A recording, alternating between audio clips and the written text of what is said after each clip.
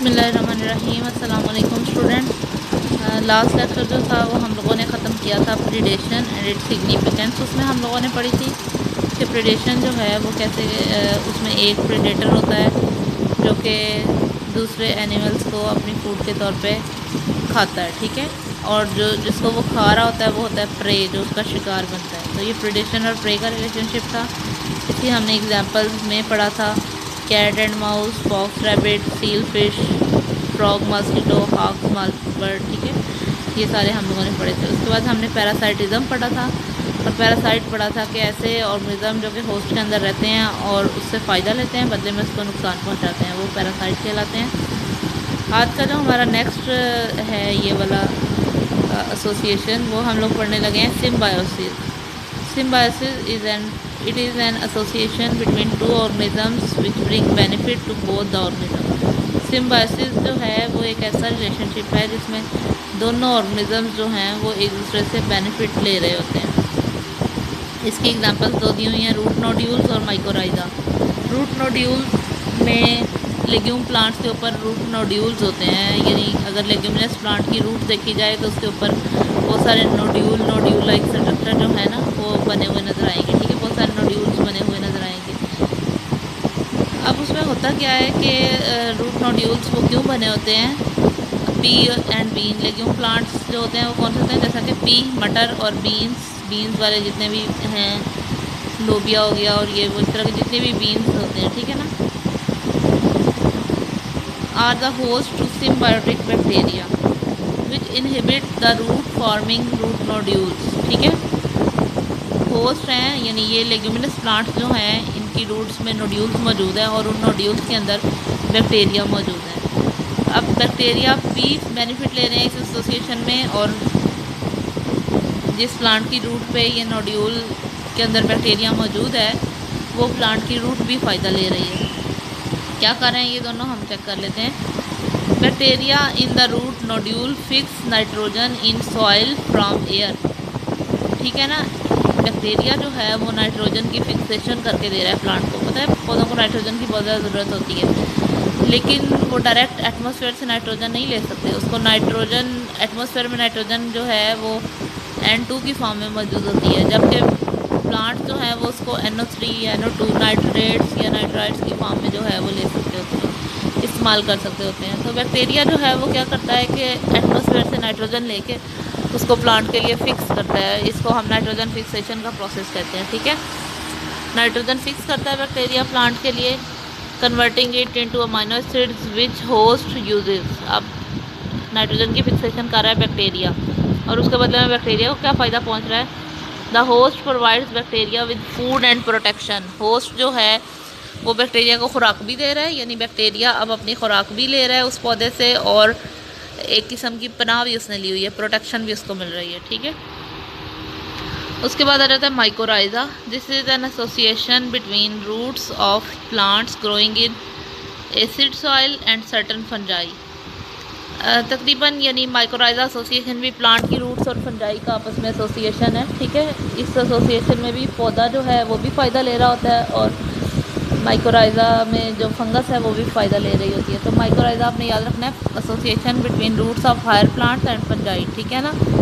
Fungi का और higher plant की रूट्स का आपस में जो एसोसिएशन है उसको माइकोराइजा कह रहे हैं। होस्ट इज़ पाइन, बीच और Heather and it provides fungus with an enzyme to digest carbohydrate in leaf litter. In return, fungus symbiote passes minerals from soil to the host. अच्छा, बैक्टीरिया जो है ये जो प्लांट है वो पौधे को क्या दे रहा है इस नतीजे में, इसके रिजल्ट में पाइन जो है, पाइन दरख्त होता है, ठीक है, उस पर अगर फंगस माइकोराइजल एसोसिएशन में रह रही है तो वो क्या करेगा, प्लांट फंगस को एक एंजाइम देगा जिससे वो फंगस जो है वो उसकी वजह से लीफ लिटर, आपको पता है फंगस डिकम्पोजिशन करती है, तो लीफ जो वहाँ पे गिरे होते हैं उस एरिया में उसकी डिकम्पोजिशन के लिए फंगस एंजाइम जो है वो पौधे से हासिल कर रही है, ठीक है। और ये फंगस को फ़ायदा पहुँच गया, बदले में पौधा क्या फ़ायदा ले रहा है फंगस से, कि फंगस जो है जब वो डिकम्पोजिशन करेगी उन चीज़ों की, ठीक है ना, उन चीज़ों को डिकम्पोज करेगी तो डिकम्पोज होने के बाद वहाँ से जो मिनरल्स हैं वो प्लांट में चले जाएंगे, ठीक है। तो ये दोनों तरह का फ़ायदा पौधे को भी पहुँचा और फंगस को भी पहुंचा। म्यूचुअल, ये दोनों जो थे माइक्रोइजा और रूट नोड्यूल सिम्बायोसिस की एग्जांपल्स हैं। उसके बाद आ जाता है mutualism. It is the relationship between two organisms in which both the organisms benefit from each other. दोनों ऑर्गेनिजम्स जो हैं वो एक दूसरे से बेनिफिट ले रहे होते हैं। Lichens are an examples of mutualism between a fungus and an alga. Lichen जो है, लाइकन एग्जाम्पल है म्यूचुअलिज्म की। इसमें भी दोनों ऑर्गेनिजम्स एक दूसरे से फ़ायदा ले रहे होते हैं, जैसे सिम्बायोसिस में था उस तरह से ही इसमें भी है। और इसकी एग्जांपल में म्यूचुअलिज्म की एग्जांपल्स में आ जाता है फंगस और एक एल्गा, ठीक है ना, यानी एल्गी जो है वो और फंगस इस एसोसिएशन में पाए जाते हैं।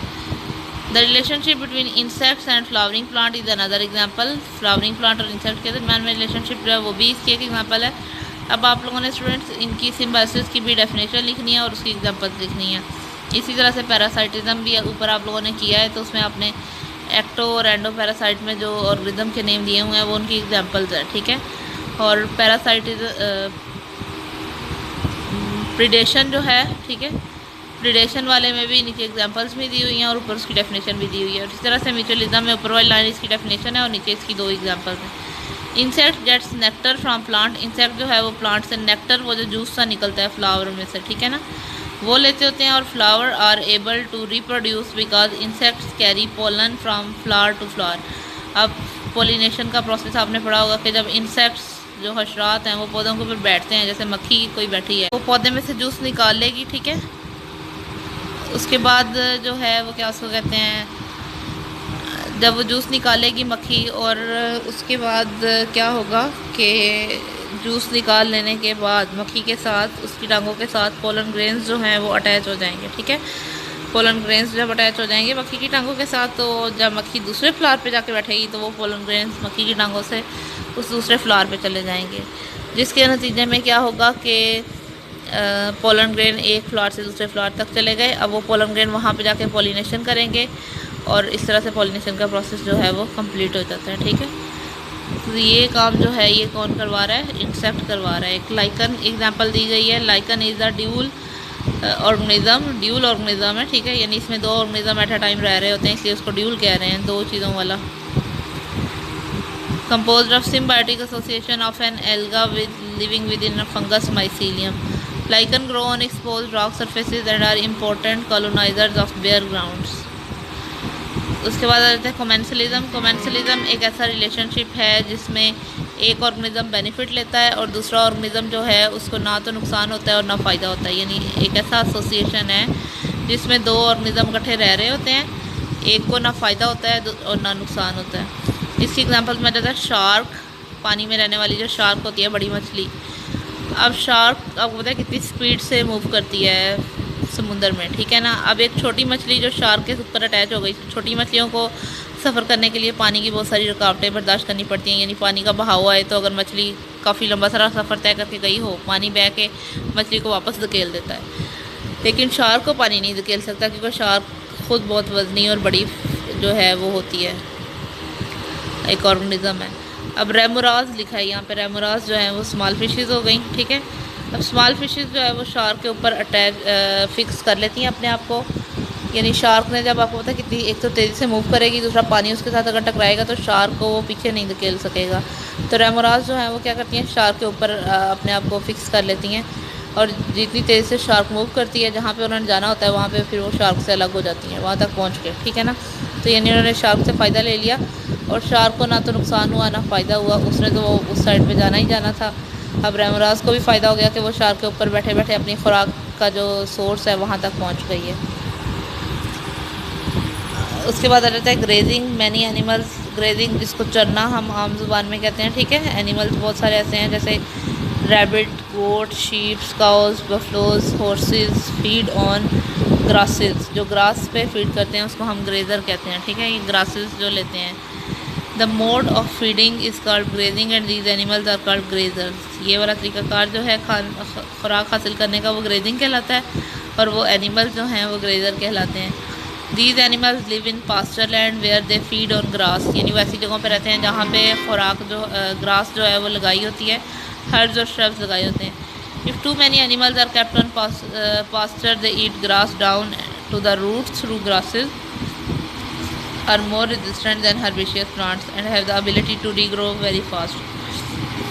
अब ग्रासेस की एबिलिटी बहुत ज़्यादा होती है कि वो दोबारा से अगर प्लांट्स उनको जड़ों से भी एनिमल्स उनको जड़ों से निकाल के भी खा लेते हैं, ये जो ग्रेजर्स हैं, तो वो दोबारा रीग्रो कर जाएगी। ठीक है, ग्रेजिंग इज़ वेरी इंपॉर्टेंट। कहाँ से हम देख रहे थे, if animals are kept on moisture hooves of the animals trample into the soil into hard। ठीक है, इसमें आपने ग्रेजिंग की डेफिनेशन कर लेनी है और उसकी एग्जांपल कर लेनी है। कुछ एनिमल्स जो हैं, grazing is very important factor in determining the ecosystem. Moderate grazing is very helpful to maintain grassland ecosystem. It destroy competitors and help the grass to grow well. Over grazing में lead to transformation of grassland into desert. ठीक है, अगर over grazing हो जाए, moderate grazing बहुत helpful है ecosystem का balance maintain रखने में, और ग्रेजिंग वैसे बहुत इंपॉर्टेंट है। ग्रेजिंग आपसे पूछा जा सकता है what is the importance of grazing, तो आपने ये एंड वाली 3 लाइनें लिखनी है यहाँ से। Grazing is very important factor, यहाँ से शुरू करके, ठीक है ना। ये एंड वाली ओवर ग्रेजिंग नहीं लिखनी। ओवर ग्रेजिंग में lead to the transformation of grassland into desert. Overgrazing की वजह से ग्रासलैंड जो है वो डेजर्ट में तब्दील हो जाते हैं। हाँ जी, यहाँ तक आज का लेक्चर है। इसमें हमने सब ये एसोसिएशन, रिलेशनशिप जो भी हम लोग पढ़े थे, प्रीडेशन को भी हम लोगों ने आज दोबारा से देखा, उसके बाद पैरासाइटिज्म को भी देखा दोबारा से, सिम्बायोसिस भी पढ़ लिया, म्यूचुअलिज्म, कमेंसलिज्म, ये सारे रिलेशनशिप हैं जिसमें दो ऑर्गेनिज्म इकट्ठे एक दूसरे के साथ मतलब रह सकते हैं। और आपने एग्जांपल सबकी इनकी ज़रूर करनी है। ग्रेजिंग की भी डेफिनेशन आपने करनी है। ग्रेजिंग एक फीडिंग का मोड है, तरीकाकार है जिसमें एनिमल जो हैं वो ग्रासेस खा रहे होते हैं।